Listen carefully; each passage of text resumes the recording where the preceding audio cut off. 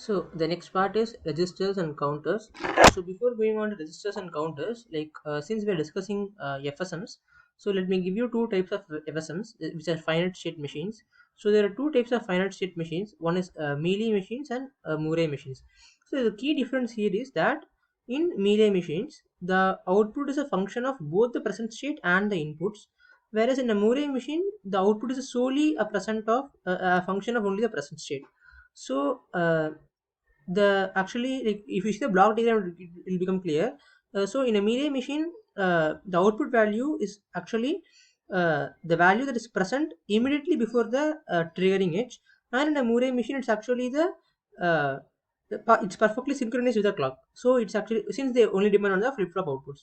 So if you see block diagrams of these two, this is a melee machine, the first one, where there is actually a next state combination logic. There is a state register here, the clocks trigger to it, and there is an output, and this output is actually a function of both the input and the next states.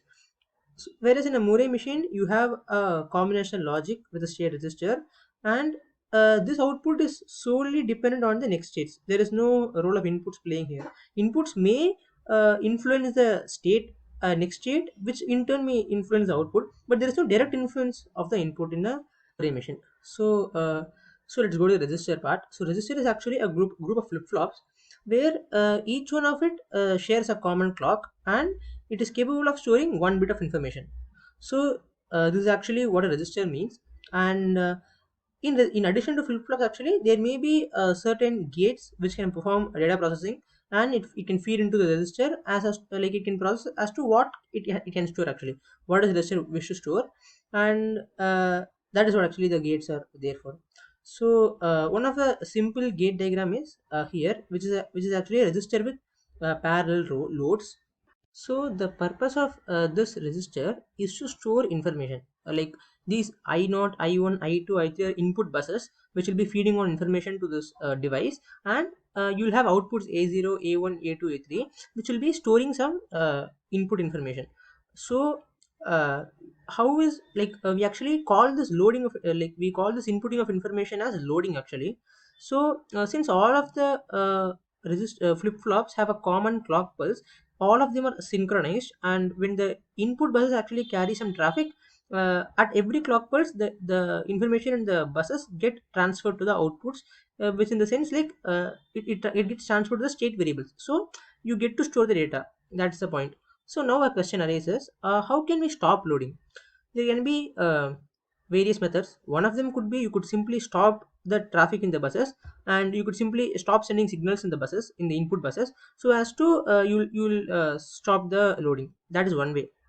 And the other way is, you can make some enable switches in the clock, like you can just introduce some enable, like not gates in the clock, or some enable switches, so you can prevent it from you can prevent the clock signals from reaching this flip flops, so you won't be able to load the signal. That is another way, but these two ways won't work, because it's actually not advisable. Because the first way, where you're stopping the buses, then these buses actually could be taking inputs to other lines also, other signals or gates also. So then if you ultimately stop the signals in the bus, then the signals won't be available for other parts of the same circuit. So that is actually not advisable. The other one, where you insert gates in this clock line, that is also not good, because you will introduce some delays in the clock signal, so these flip flops will not be synchronized, actually. So because obviously gates introduce some delays, so these won't be synchronized. So that is also another problem. So what do we do here is, we actually add some load signal, like we add another signal called load signal. So if you look at the diagram carefully, you will notice that when load is actually 1, this feedback control loop is actually, like, it becomes 0, and so the whatever data you give in this input lines get stored into the state variables. But when load becomes 0, that is when you disable the loading, irrespective of whether traffic comes in the signals or not, or irrespective of whether clock pulses strike it or not, this this feedback loop, that is whatever variable was last stored, that itself gets repeated and fed into the flip flop, and that way you are maintaining the same state, so you are not changing the information stored in the register. So this is the purpose of a load signal. So now we'll come to shift registers. These registers are actually capable of shifting the binary information held in each cell to its neighboring cell in whatever direction you want, either it's unidirectional or bidirectional. So how do we actually achieve this? Is like we cascade many flip-flops together such that output of one flip-flop is actually connected to the input of other one. So this is how it works. And all the flip-flops are obviously synchronized using common clock pulses. So this is actually a diagram of a 4-bit shift register where you have flip-flops here 1 2 3 4 and the serial input and the serial output. So what happens here is all the clocks are synchronized, and when you feed in serial input, every clock pulse the bits actually shift one bit right. That is what is being done here. So and one important use of this shift register is in a serial adder. When you realize a serial adder, actually we also saw another adder in the part 4 part 4. So that is actually a parallel adder. Like this is actually a serial adder. Instead of having many full adders cascaded together, this is actually more the complexity is actually simple here, but the point is this is actually a little bit slow. That is one thing. What happens here is you have a n bit number here in the shift register and another n bit number in the shift register here. So what happens here is you feed these numbers into the full adder one by one. So when you feed them and you store the sum in the same adder in the same register, so it gets stored here. So if you finally check the output of this shift register A, you will get the sum, and carry is also being stored in another in the state machine here. It's in a D flip flop here. So that is to store the carry. So in this way, with a single flip flop, and another full adder and two registers, you are able to and AND gate, you are able to realize a serial adder circuit. So that is one important use. So the last type of shift register we'll see is a universal shift register. So this performs all the tasks we saw earlier. Which actually it has two input lines S1 and S0, which are actually to decide which mode we want the shift register to be driven in, and these are actually corresponding to bit 0 0. The register actually has four parallel inputs and four parallel outputs, and there's a clock signal and a clear reset signal. So when S1 S0 both are 0, then it means that whatever the contents in the register stays the same. There is no change in it. If S1 is 0 and S0 is 1, that corresponds to the binary decimal number 1, then that's the first mode of control, where you just feed in the inputs, shift one bit right, then get the output. That is one way. And it could also shift it left also, that corresponding to the S1 being 1, S0 being 0. And if you press 1 simultaneously, then you load the input signals into the shift register. This is how actually it works. So this is actually a universal shift register. And then we move on to counters. So counters are actually a special type of register only. It's not something entirely new, but the point here is it is a register that goes through a prescribed sequence of states upon the application of input pulses. So the point here is it enables you to some kind of count, like what's happening. If you wish to count the number of ones or something like that, you can use a counter. And the gates in the counter are connected in such a way that it follows a prescribed sequence. That is how it's connected. And a counter that follows a binary number sequence is called a binary counter, obviously. So we'll go to the different types of counter first before dealing into actual counter. So it's of two types: ripple counter and a sync counter, a synchronized counter. So in the first type of counter, anyways you'll be having, since it's a special type of register, anyways you'll be having a series of flip flops.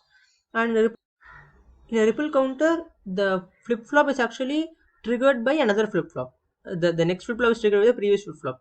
The output of a previous flip flop. That is how it's triggered. And in a synchronous counter, the flip flops are as usual triggered by a common clock pulse.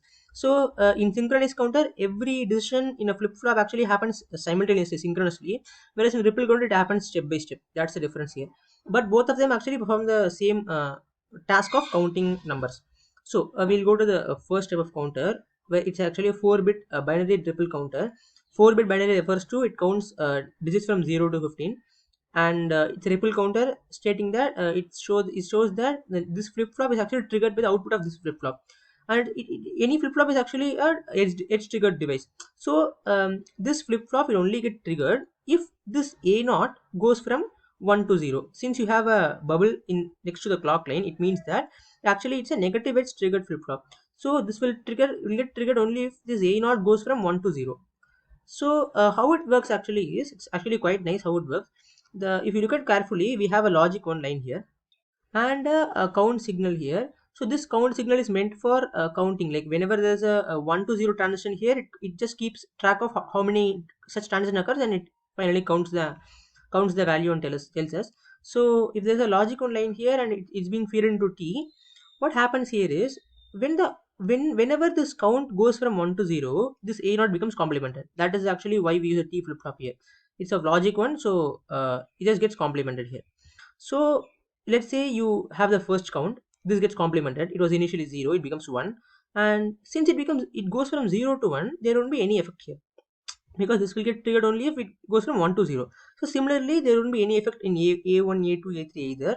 Since there is no effect in A1, there won't be any effect in A2, and similarly in A3. So now it settles down to state 2, where it becomes 0, 0, 0, 1. So this corresponds to the decimal number 1. So let's say another 1 to 0 occurs now in the count. What happens here is, irrespective of this flip flop basically simply complements a naught. It has no previous loop, so it simply complements it again. So this goes from 1 to 0. Now since it goes from 1 to 0, this clock gets triggered because it's a negative edge. It gets triggered, so it complements this also. It was previously 0, it goes to 1. But this a2 will respond, this flip flop will respond only if this goes from 1 to 0. It is not the case. So a2, a3 similarly does not respond. So this goes to state 3, where a3 is 0, 0, 1, 0. Now what happens is another count occurs. So this gets again complemented, but this time it goes from 1 to 0 to 1. So there is no correspondence here. Similarly, there is no correspondence anywhere else. If there is no correspondence here, response here, there won't be any response anywhere else. So it goes to state 4. That is how we achieve this counter, where it gets complemented alternatively depending on the previous output. So this is how a binary ripple counter works. Let's go to the binary synchronous counter. So in a synchronous counter, we have a count enable switch, a line which actually corresponds to the count signal, and there are JK flip flops cascaded together, and the output is being fed into a AND gate, then being fed into the J. So the logic here is, in the first flip flop, J line and K line are tied together. So when it's being tied together, it just simply corresponds to the T flip flop. So in the first flip flop, anyways, as we saw in the previous ripple counter, this A naught will be complemented alternatively. Like for every count signal, A naught will be complemented alternatively. That is not a problem. But here comes the logic for A1, A2, A3. How do we complement this? So this flip flop will complement A1 only if the J signal line goes to 1, because that is a functionality of a T flip flop. Similarly, this T flip flop will complement A2 only if this line becomes 1, and similarly this flip flop will complement A3 only if this line becomes 1. So when does this line become 1? When A naught is 1, because this count enable, when count enable is 1 as well as A naught is 1. Like we are talking about only when the count enable becomes 1. So obviously A naught has to be 1 now. Only then this will get complemented. If A2 has to get complemented, then both a count enable, A naught and A1 has to be 1. These three has to be 1. Similarly, if A3 has to get complemented, then A2, A1, A naught, count enable, all has to be 1. So this is the logic behind this how this counter works, where it is complementing a variable only if all the previous variables are 1. So by this way, we achieve this sequence. There is actually one more thing we can do here. We can also add an up line and a down signal line together. So when up line is high, it actually counts this wise, forward wise, like from 0 0 0 0 it goes to 0 0 0 1 and so on. When down line is up, what happens is it counts backwards. How does it do is, when down line is high, what happens here is it complements a variable only if all other previous variables are becoming 0. That is the difference. So it obviously goes back. So this is how we achieve a up down binary synchronous counter, and that's all we have for this part. Thank you.